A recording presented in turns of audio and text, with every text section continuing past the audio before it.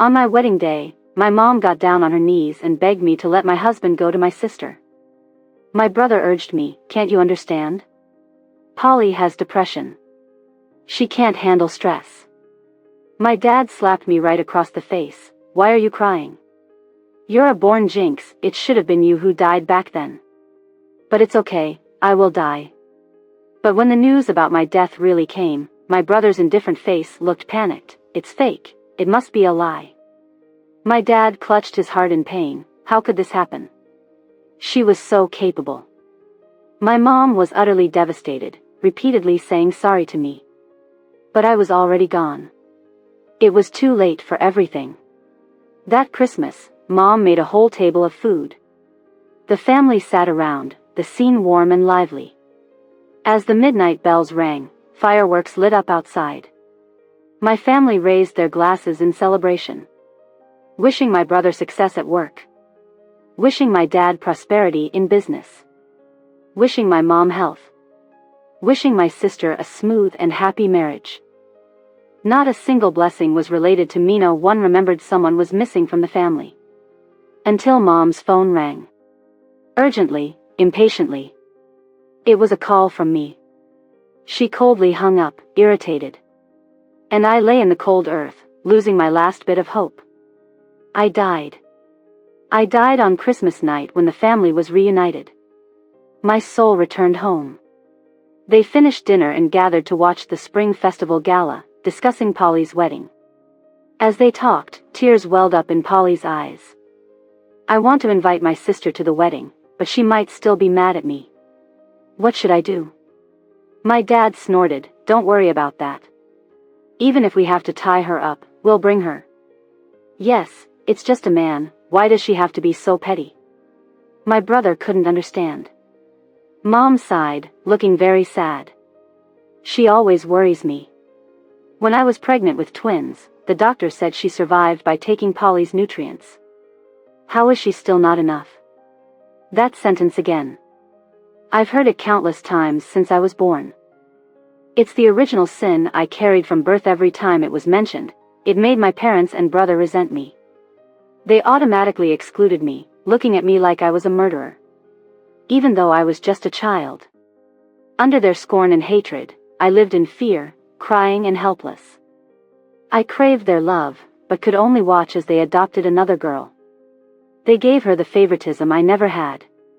And demanded that I pay for my sins by giving her everything. Anything Polly wanted and I had to be given to her. From a pen or a doll, to scholarships and competition spots. Even my husband. Eric and I were graduate school classmates. We hit it off right away and fell in love. We should have been like most campus couples, in love, graduating and getting married smoothly. But during my third year, Polly also got into our school, becoming Eric's junior. She always had problems needing Eric's help, always turned to him when she was unhappy, without any reservations. She relied on him, admired him, her gaze filled with affection. As I watched them get closer, I sounded a warning. But they both denied it with unspoken agreement. Eric even proposed to me to show his loyalty. I longed for a home of my own, still had feelings for him after all these years, so I agreed. But on the wedding day, Polly showed up. With tearful eyes, she gave her blessings. "Mary, though I'm in despair from losing my love, I still wish you and Eric a long and happy life." I was a bit stunned. I didn't want to argue on my wedding day, just drank the toast to get it over with. But she suddenly sobbed and fainted. Our parents were heartbroken. "Mary, don't get married.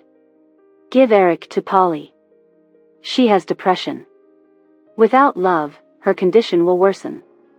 What will happen then? They persuaded me excitedly, just like before, without anyone standing on my side. Even though I was the actual victim. My eyes reddened. "If I had depression, would you have let me have my way?" My dad immediately got furious. "What do you mean?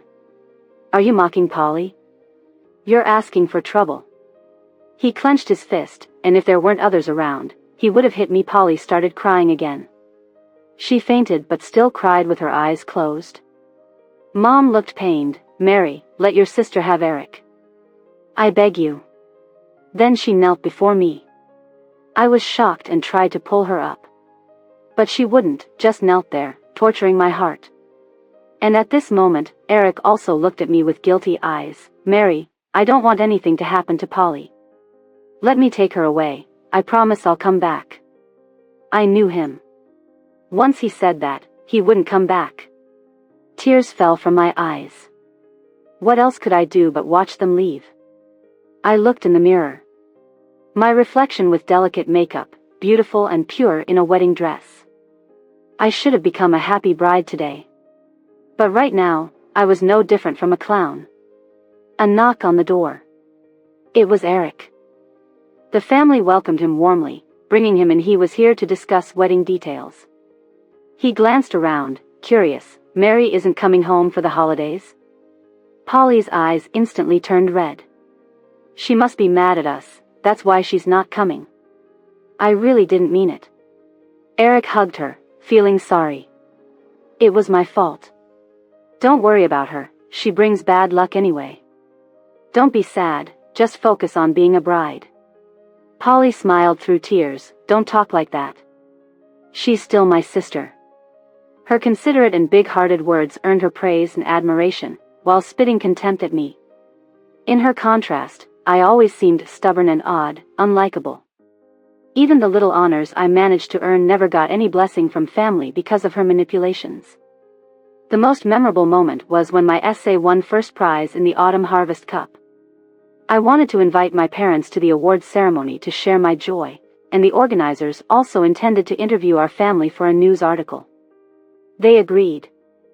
But on the day of the award, they called to say they couldn't make it. Polly started crying again. She's weak and might be having a depressive episode. We need to stay with her. With that, they hung up, not giving me a chance to plead. I accepted the trophy alone, gave my speech, and then apologized to the organizers. Since my parents weren't coming, the planned events had to be rearranged. They looked grim. I didn't dare argue and tried my hardest to hold back tears. Later, I saw photos on Polly's social media.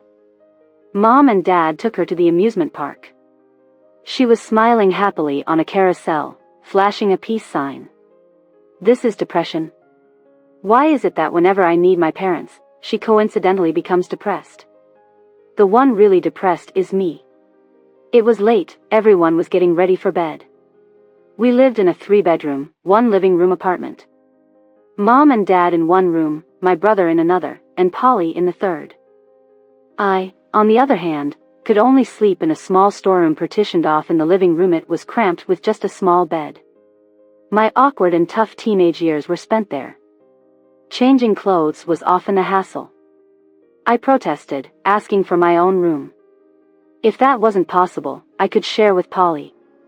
It made sense for 2 girls to share a room, especially since it was the largest bedroom, big enough for 2 beds. But Polly refused. She said I wasn't fit to share a room with her. I fought back, crying. Why am I not fit? I'm also a daughter of this family.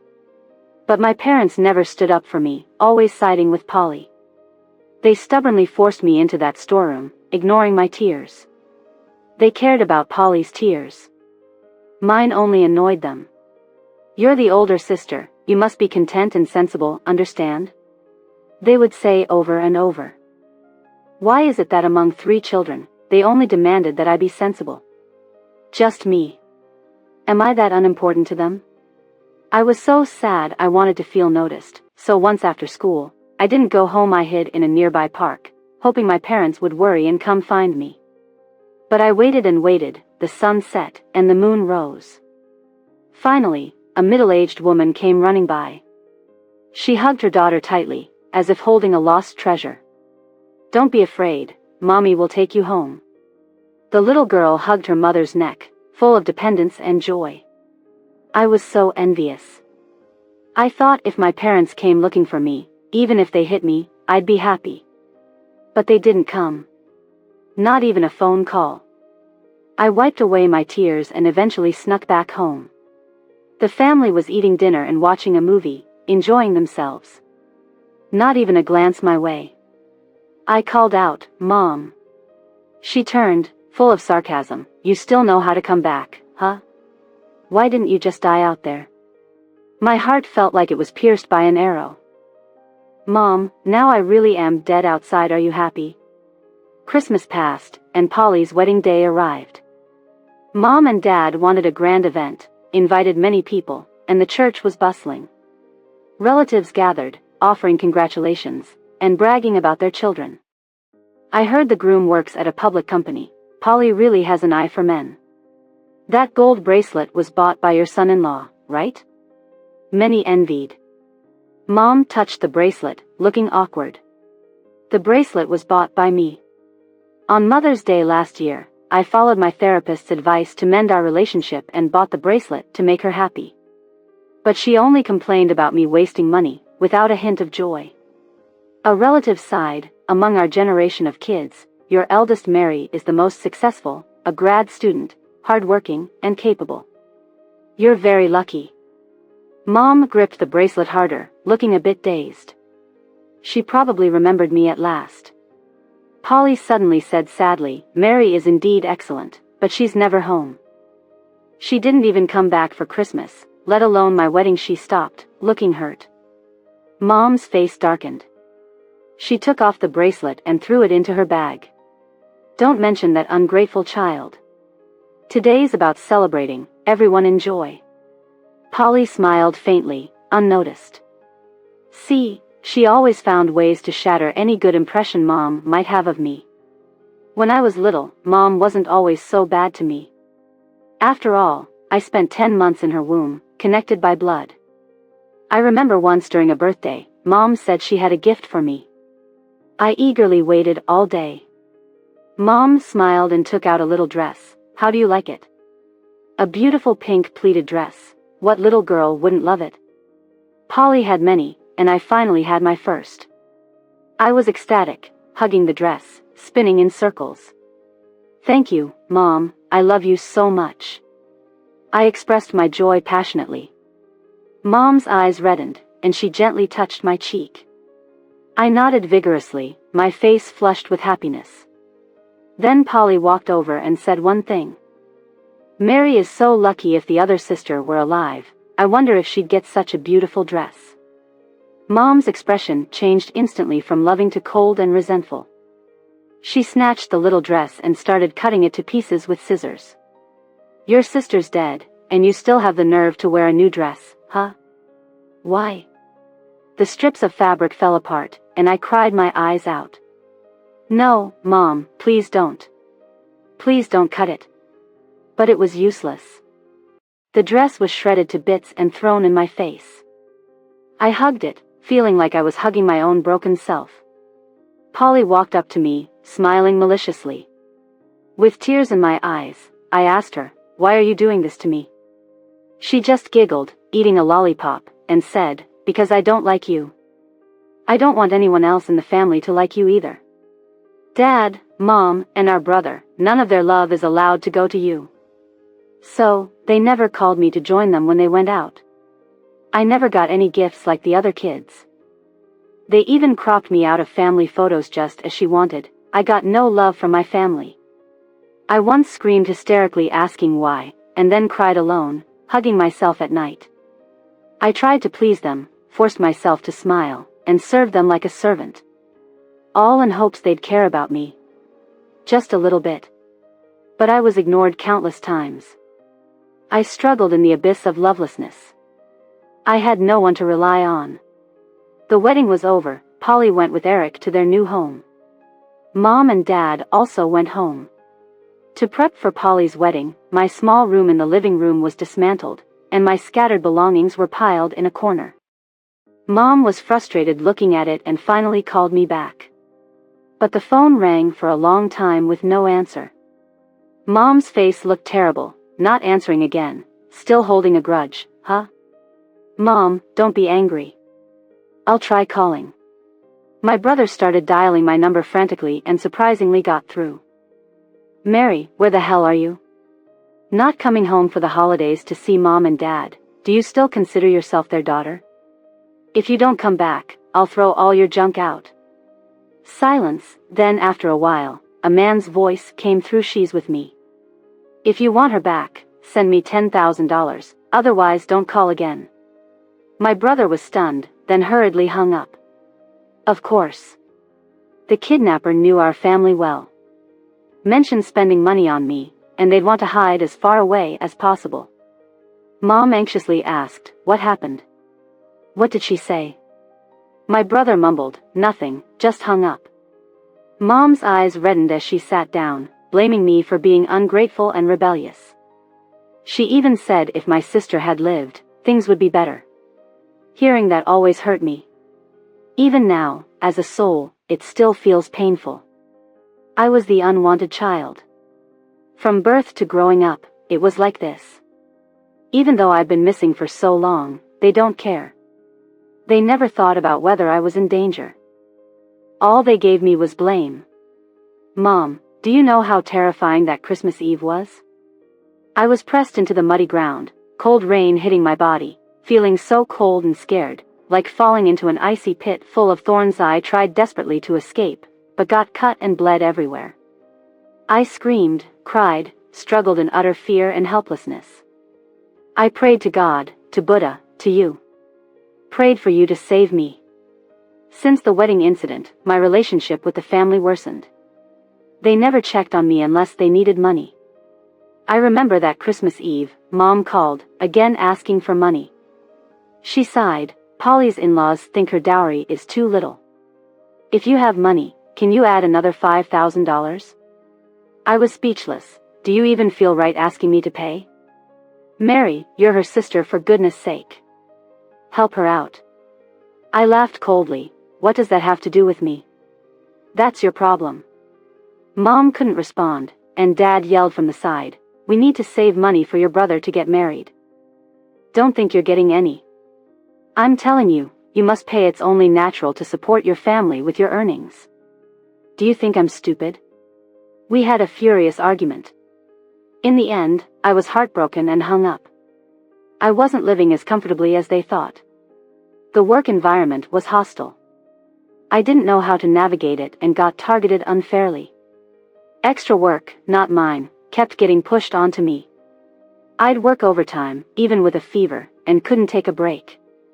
When it was all done, I'd get no rewards, only blame. They made me the scapegoat because I was an easy target. I complained to my boss, but he twisted his words around, yelled at me, calling me worthless trash. I felt dizzy and anxious from his insults. Today was particularly harsh.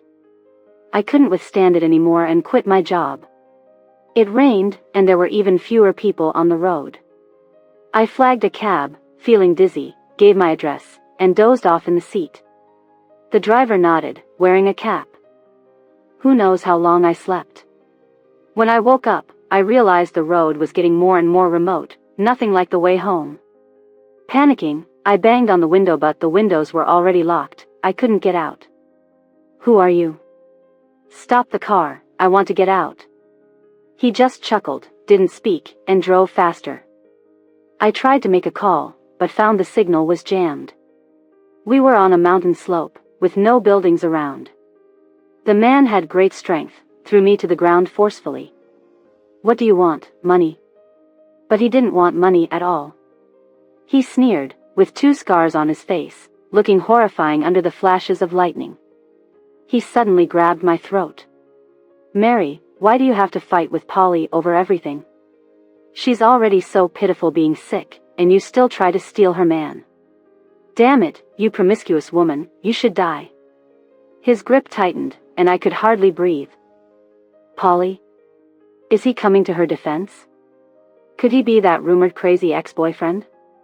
Before meeting Eric, Polly had a relationship. They said it was an online romance where the guy was head over heels for her, even taking out loans to spend on her.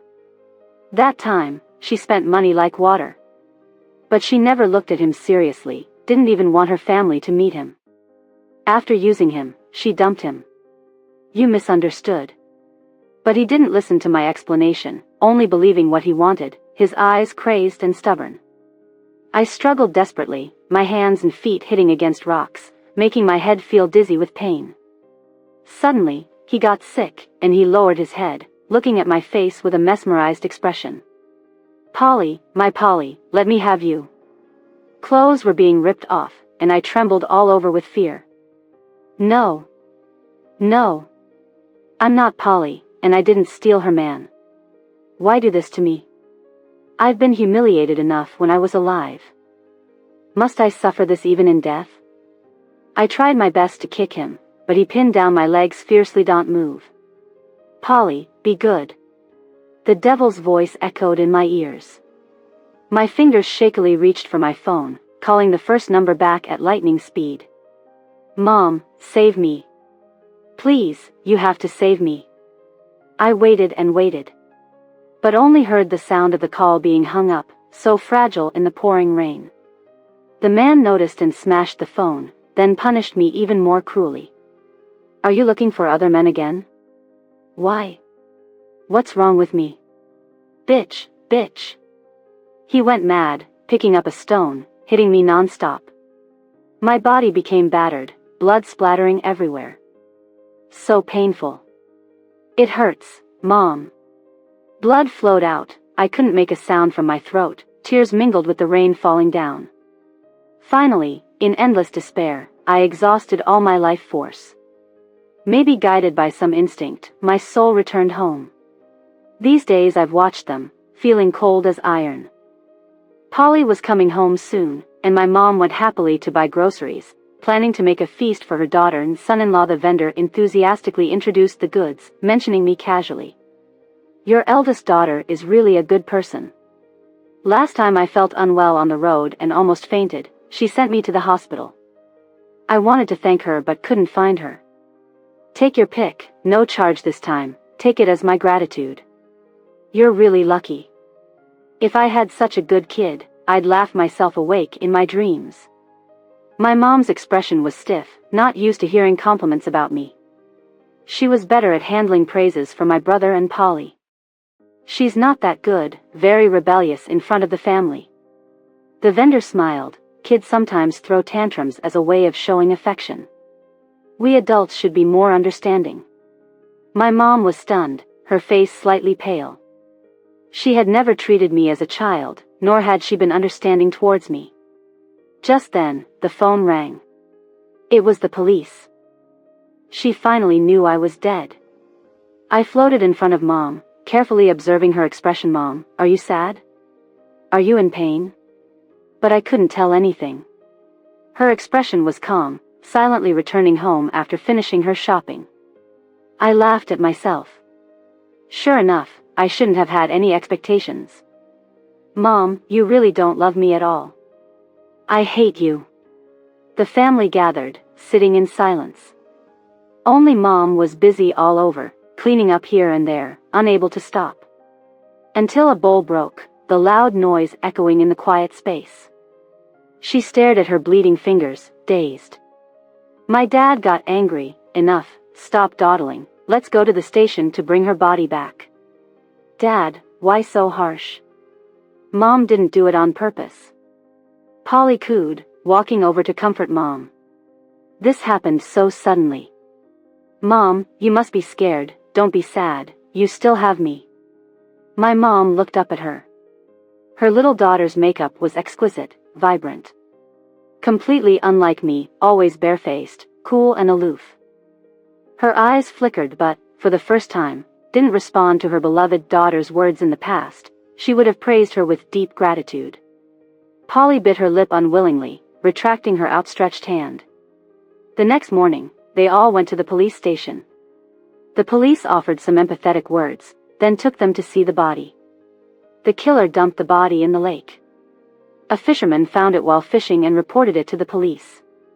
The body, swollen and decomposed after being in the water, was a horrifying sight. Polly immediately turned her face away, covering her mouth, almost puking. My brother and dad gasped, turning their backs quickly, unable to look. Only Mom stared unblinkingly, her gaze sweeping over every wound on my body. The cop sighed, explaining the situation briefly. "The killer, named Sam, has already been caught. He's a loner with some mental issues. He had been watching your daughter for over a month, seeking revenge intentionally. It seems to involve your younger daughter. Polly panicked, hastily shaking her head. It has nothing to do with me. I broke up with him years ago and haven't been in contact. I'm married now, you can check if you don't believe me. The cop nodded but still had a female officer take her away for a statement. After my death, Mom finally spoke her first words. Her voice was hoarse. The police agreed. The man in the interrogation room was handcuffed, in a daze, until he saw my mother's eyes light up. Aunt, where's Polly? Where did my Polly go? I solved her troubles for her, she must be happy, right? My mom's lips trembled. Did Polly tell you to kill? The man shook his head. Polly is the purest fairy, she wouldn't do something this awful. I saw her complaining on another social account, so I decided to solve her problems for her. Her sister was really troublesome. It was difficult to kill her. She even tried to call for help before she died. It seemed like she was calling Aunt. Why didn't you answer? She was crying and calling for her mom, and my mom's eyes widened as she stared straight at him. The police quickly had the culprit taken away to stop his raving. My mom turned her stiff head to look at him. Even the police were taken aback. What's the matter? She shook her head and said nothing. I was ignored. Many people didn't even know there was another daughter in the Young family. Because my parents always talked about my brother and Polly. Mom, do you feel guilty? My body was cremated. The group took my urn home. Polly cried all the way. I never thought he would do such a terrible thing. If he had targeted me, she couldn't imagine, and she threw herself into Mom's arms. Mom, I'm so scared. But Mom didn't reach out to hug and comfort her as she expected. Instead, she sat in her seat, looking down at her phone.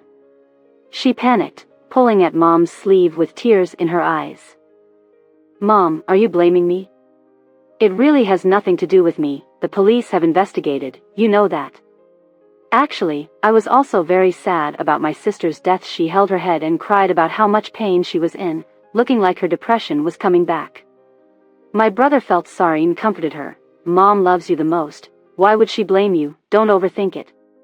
Speaking of, Mary had a cursed life, even bringing troubles upon herself. My mom suddenly looked up. What did you say? My brother was a bit embarrassed. He knew how vile his words were to me. She was your little sister. She died because of scum and bad people, not because of herself. My brother echoed, but his eyes were surprised. This was the first time Mom ever emphasized to him that I was also his sister. Polly obviously sensed something. Her eyes turned cold.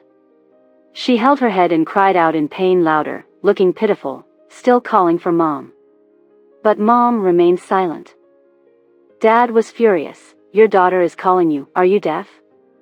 Mom showed Polly her phone screen, her eyes colder than ever. You said on another social account that Mary stole your husband, bullied you since childhood, and harassed you? Why did you lie? This shocked the other two as well. Everyone knew that in this family, she was the absolute princess, and everyone protected her. Only she ever bullied me. When did I ever get to bully her? Polly turned pale and restless. I understood. She must have known for a long time that Sam was always secretly watching her, so she deliberately posted those things on another social account. Just to make Sam, the psycho, target me.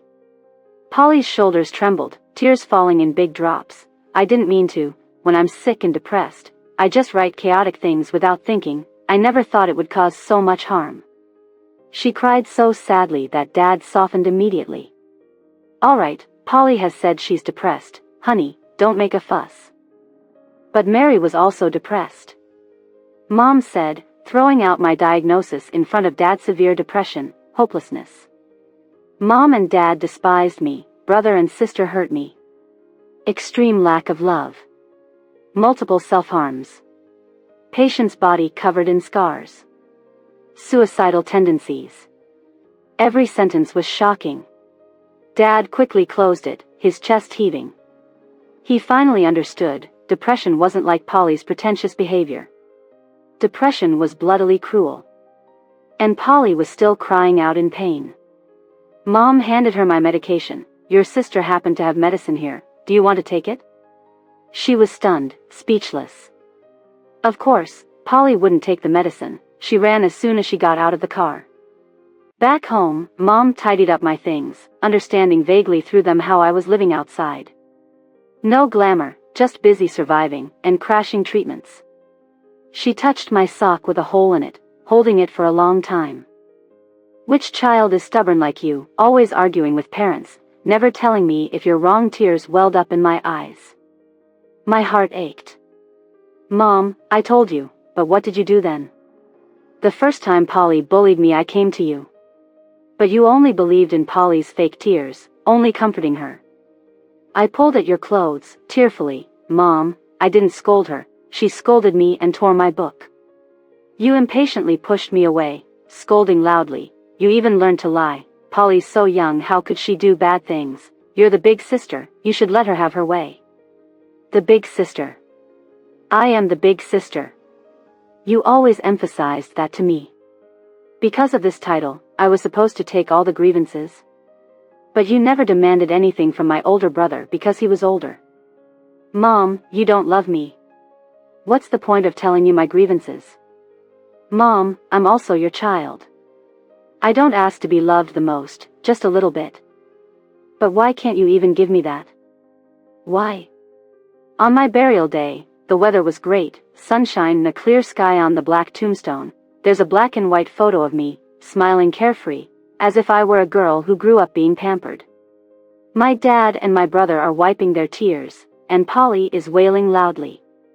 Relatives and friends are offering their condolences and exclaiming how much my family loved me. I'm standing aside, feeling it's all absurd. Crying continues, only my mom looks expressionless. After the funeral, my dad complains to her. So many people are watching. As a mom, you should at least shed a few tears, even if you have to fake it. What will people say if they hear about this? Mom doesn't say a word, just stares blankly into the distance, her white hair striking under the sunlight. A few days later, she takes my death certificate to deregister me. The officer picks up the stamp, about to mark it, when she suddenly speaks. Wait. The officer looks at her curiously. What's the matter? Is there a problem? Her lips tremble. She wants to say something but can't. After a long while, she can only shake her head. The red stamp finally goes down. She realizes I'm really dead. There is no more me in this world. Her fingers tremble, her back bends, and she squats down, crying her heart out. Mary, my child. What do we do? You were so young. I'm sorry, Mom is sorry. She calls my name, her face covered with tears, pain eating at her. For some reason, my eyes get wet too. A month after my death, my mom finally cries for me. Mom regrets it. Everyone can see her longing for me. She specially arranges a room for me, buys many beautiful dresses. She loves telling others about my childhood, and can't help but praise me. She says my daughter was actually very good, I just wasn't a good mom. At night, she always gazes at my photos and things, tears streaming down, calling my name softly, again and again. Mary, I'm sorry. I'm sorry. Watching her do all this, I feel a mix of emotions. Mom, don't be like this. When I was alive, I humbly yearned for your love. But you didn't give it. Now that I'm dead, you start to love me. It's too late. I want to leave, but I can't. Blood ties bind me, I can only watch them day after day. Until something big happens. My brother gets scammed, losing $1 million. It's not just his savings, but includes an $800,000 loan. This amount is catastrophic for our family. All of my parents' savings aren't enough to cover it. Coincidentally, Polly comes home this day. My brother, desperate, pleads with her. She, shocked, covers her mouth, then tears fall like pearls. I have no money, I rely on monthly allowances. And it's not always certain I'll get them. Ever since Eric found out Mary died, he's mocked me constantly. He says I'm scheming, I deliberately seduced him and ruined his relationship with Mary. He always compares me to her, saying she made money, had a high degree. He even hits me. Mom, I'm really going mad. She lifts her sleeve, revealing bruises, hoping the mother who always loved her would stand up for her, but Mom's expression is cold, merely questioning. Aren't those facts? You asked for it. Polly's pupils tremble in disbelief at how her mother is treating her. Mom, what are you doing? It wasn't me who caused Mary's death. How can you blame me? She looks truly pitiful with tear-filled eyes. My dad comforts her. Your mom's head isn't right lately, don't mind her, but help your brother. Polly shakes her head in grievance. How can I help? I don't have money, and Eric won't give me any. My brother's eyes light up, remembering. You do, your bride price and dowry, you must have 300,000 at least. My dad laughs, immediately agreeing. That's right, 300,000 into the pot, and later repayments will be easier. Polly, lend your brother the money. Polly stands frozen, sweat beads forming on her forehead. I need money to buy a house, it's already arranged. Nonsense, I talked to Eric, you have no plans to buy a house. The money just went into your account. My brother grows more agitated. Admit it, you just don't want to lend, right? Polly, exposed, flies into a rage out of shame. So what if I don't want to lend? It's my money. My dad is shocked at her hysteria. Polly, how can you be so selfish? We're family, your brother always cared for you. Family? Polly points at herself, laughing. Don't kid yourself, I've always known I'm not really one of you. Mary is your family. You sucked her dry, now you want to suck me dry, fat chance. She yells with a twisted face, terrifying. My dad stares at her in disbelief, as if seeing her true self for the first time. We've never mistreated you, we've treated you better than our own child. Polly scoffs, so that's why Mary was disposable, dealing with parents like you. My parents' faces go pale instantly.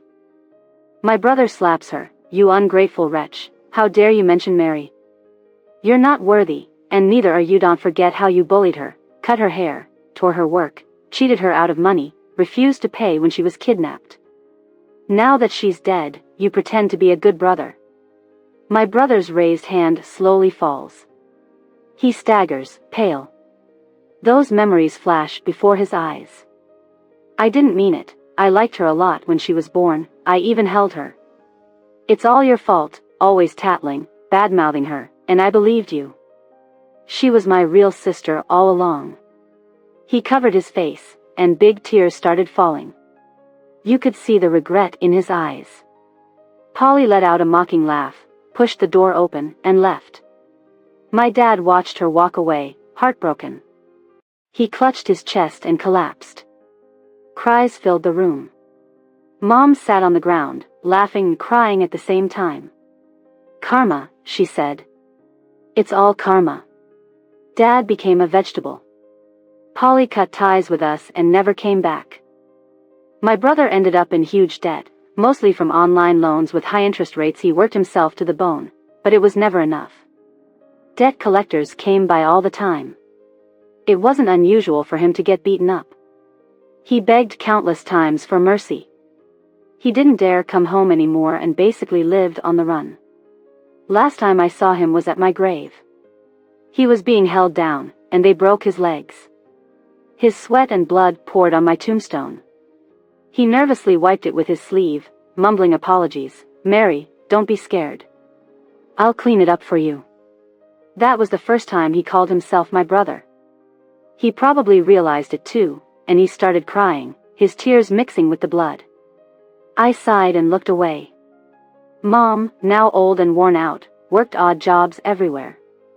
She was so thin, she almost looked skeletal. She hardly spoke, aged like a living ghost. Only in front of my portrait did her eyes light up. She'd ask if I was cold or hungry down there. She'd make delicious food with her last bit of rations and beg me to come eat day after day, year after year. I silently watched her suffering, her bent back, her hair turning white. The hate and resentment in my heart slowly faded away. Mom, stop punishing yourself. I whispered in her ear. She only felt the wind blow. She suddenly stood up and, with teary eyes, called out. Mary, are you back? Mary, I miss you so much. I miss you too. I cried, feeling my heart ache. After winter, Dad couldn't hold on any longer. He lay in bed, barely breathing, cheeks sunken like a skeleton. In his last moment, he seemed to get some clarity. He grabbed Mom's hand and told her, "When I'm gone, burn some guns and swords for me. I couldn't protect Mary in life. I can't let her get bullied in the afterlife." Mom nodded with tears in her eyes. Dad smiled and took his last breath.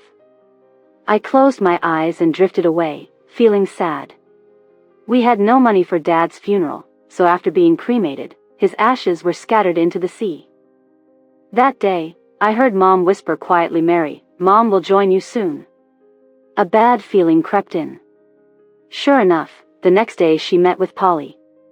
Polly had a rough couple of years too. Eric cheated and dumped her, spent all her money. She had no place to stay after the divorce. Mom said she wanted to mend things and let Polly move back. Polly happily agreed and was thrilled to see Mom had made a big feast. She sweetly called her mom and said all kinds of nice things, like the falling out never happened. My mom smiled, serving her food, listening to her problems, and comforting her as usual. But the food was laced with deadly poison. I saw Mom put it in with my own eyes. Polly ate heartily, her mouth greasy, until the pain hit her stomach. She screamed in agony, fell from her chair, body writhing like a worm, reaching out to Mom.